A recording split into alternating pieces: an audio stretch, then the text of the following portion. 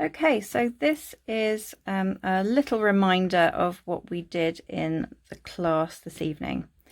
So you start off by making a slip knot so that you've got one loop on your hook to start you off. So I take the yarn right over left to make a loop, and then I take that same loop and cross it over to the left hand side over the working yarn that goes to the ball, and then I pick up that bar in the middle with my hook like that, lift that up, and if I grab hold of both strands and pull, I end up with the knot. So you want that to be quite tight, and then if you pull on the working yarn that goes to the ball and hold on to the knot, you'll be able to adjust the size of your loop. Now you want there to be enough room to move and wiggle about in that loop.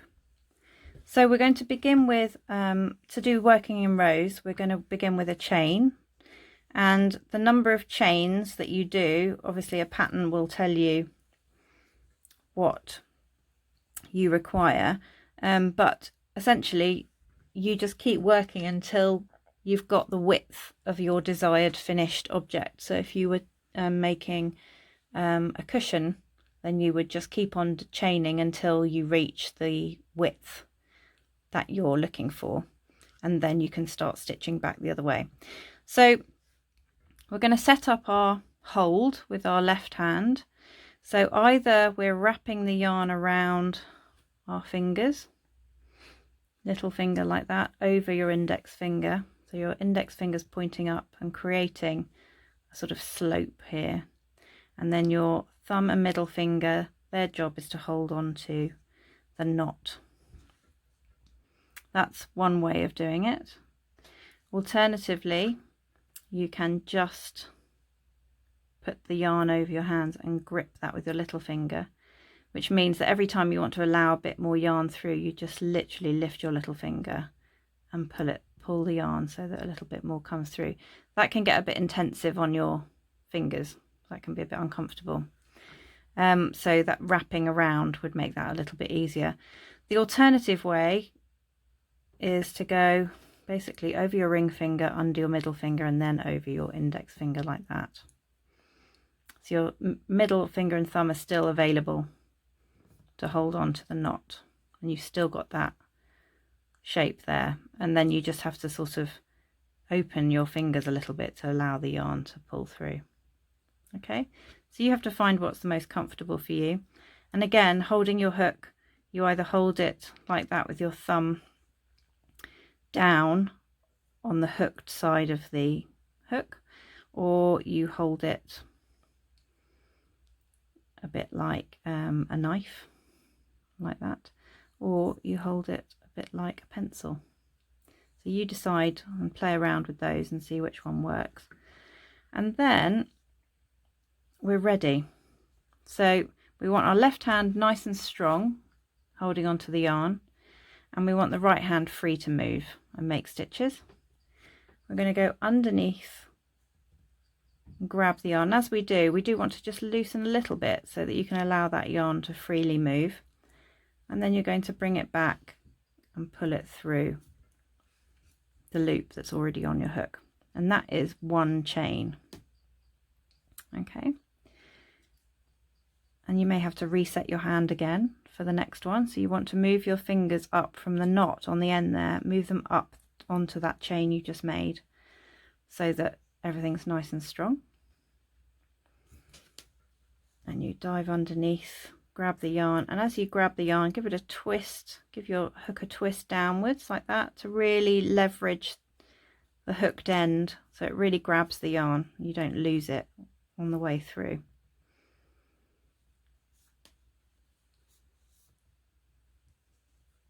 And you may find that pulling on the top of the chain, so pulling that away from the hook, can you see I'm pulling in opposite directions with my hands, creates more of a gap there, a bit more space to pull the hook back through. Okay, I'll do one more. Okay, so now that we've got to the end of the chain, we're actually going to work from right to left, so back all the way back to where the knot is right at the beginning. And we've got all of these holes of our chain, and that's where we're going to be putting all of our stitches, our double crochet stitches, which is what we learnt tonight. So if you have a look at the end, your loop that is on your hook is emerging from the chain before it. Okay, so we're not going to go into that chain to make a stitch because it's already occupied, it's busy, it's got that loop coming out of it. So we're going to skip over that. We're going to move on to the next one along, the next empty chain. And to make a double crochet, you go into the stitch, grab the yarn at the back and pull it through, keeping your finger and thumb nice and close to where the hook is. Okay, and you can pull this yarn up a little bit to give you a little bit more wiggle room on the hook, so you've got a nice gap under both of those loops. Because to finish the stitch, we're going to grab the yarn and pull it back through both loops like that. So that's a completed double crochet, and then we move on to the next loop along, next empty chain. We go in there, grab the yarn and pull it through so that you have 2 loops on the hook. Again, this is the best time to adjust the height of the loops to give you enough space to grab and pull back through. And then you continue along.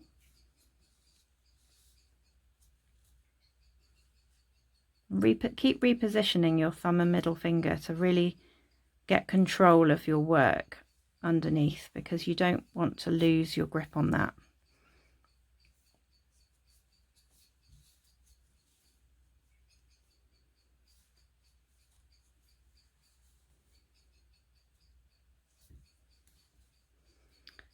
And then you're going to come along until you get to the last chain. So you ignore your knot on the end and you're going into the last chain. Pull your yarn up, finish your stitch. So we've come to the end of that row now. Now, in order to turn and travel back along this way, we need the direction of travel to be actually going from right to left. So in order to do that, we're going to create what's called a turning chain, which is literally just grabbing the yarn and pulling it through the loop on your hook. Okay, and when you've done that, you can now take your work and flip it under. Okay, so it's facing the other way. Now we're no longer working into the chain, we're working into the last row of double crochet stitches that we've just made. So to identify where you need to go, you're going to turn it on its end like that. Just I want you to see that the top of a double crochet looks like a chain, looks like V shapes. Okay, and where we're actually going to be working is into the first hole under that double crochet stitch.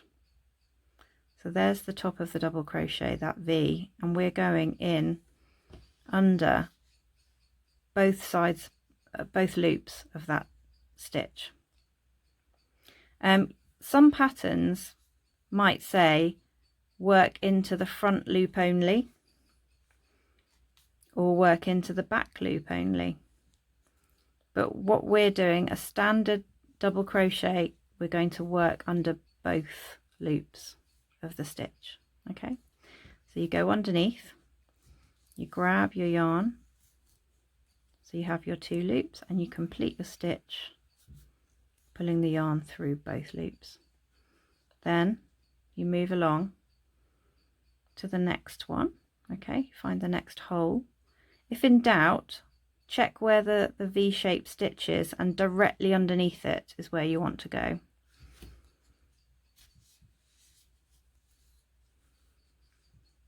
And you might have noticed this loop that I pull through is long in comparison to this one. That's absolutely fine. Essentially what you want is that when you've got your hook lying parallel to your work in a nice horizontal line, that these two loops are the same, as in you haven't got one much taller that way or that way. You result in a nice horizontal hook like that, even if the length of this loop is long here in comparison to this one. So now you grab your yarn and pull it through both.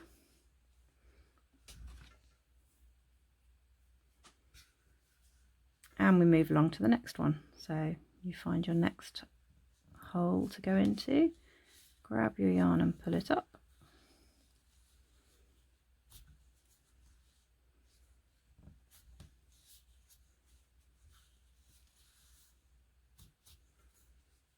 And then you look for the last one. Sometimes it looks like it's sloping off a little bit. So it's easy to, especially if you're working in smaller yarn, you can miss that last one. It's harder to miss when it's massive like this. Okay, so you've come to the end, and just as we did before, if you were turning at this point, you would do one chain and then you would flip your work under to start traveling along there, and again working into those stitch spaces. Okay, so underneath those two bars of each double crochet that you've just done. If on the other hand you have actually finished your work and you want to just fasten off, you're basically going to cut your yarn, and with giant yarn like this you can just literally take the end and feed it through the last loop and pull it tight. Or if you're working with skinnier yarn and it's a bit more fiddly, you just, as you were doing before, you're just grabbing the yarn, pulling it through the last stitch, but all the way through, and then just pull tight and it will fasten. And then your job is to hide the ends. Basically, you don't need to weave in the entire length of this. I would say maybe weave in about 1.5 inches of it, something like that.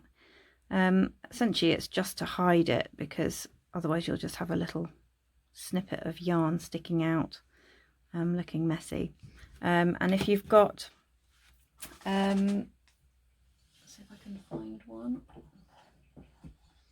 Here we go. If you're using normal knitting wool, you might want to use something like this. It's a plastic darning needle. You would just thread, in fact it probably would work for this actually. Yeah, just about. So you thread your yarn through there, and then you're just going to use this to essentially weave. And I'm not going in any particular direction. I'm going where I think it's going to be least conspicuous. Just going under the loops that I see in front of me. And then when I've been under a few, I just snip it nice and close to the little loop that it's emerging from. And you'll see if I just stretch the work a little bit and just, it's disappeared. It's kind of been sucked in underneath that last loop that I went into, so it's disappeared, it's gone. And then you do exactly the same with this side. The alternative, instead of using a darning needle like that, is to use a smaller hook, and then you just basically go underneath the one you want to pull it through, and a bit like crochet, the actual crochet process, you're pulling the yarn underneath and through. So you reach through, grab it and pull it. It's just helping it along basically without being too fiddly.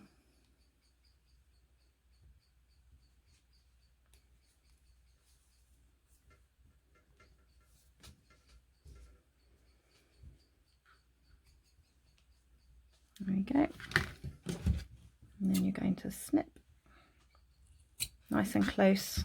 Can you see how close I've snipped it to the last loop? And then if you pull, just pull your work around a little bit, it kind of sucks it in and hides that end. You can't see it.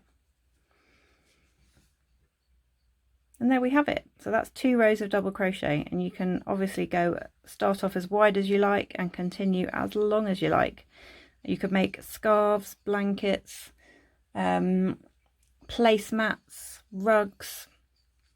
You are literally equipped now to make anything rectangular. So hopefully you have enjoyed crochet, and I hope it becomes something that becomes part of your life from now on. It is literally one of my most loved hobbies ever. Let me know how you get on. Take care.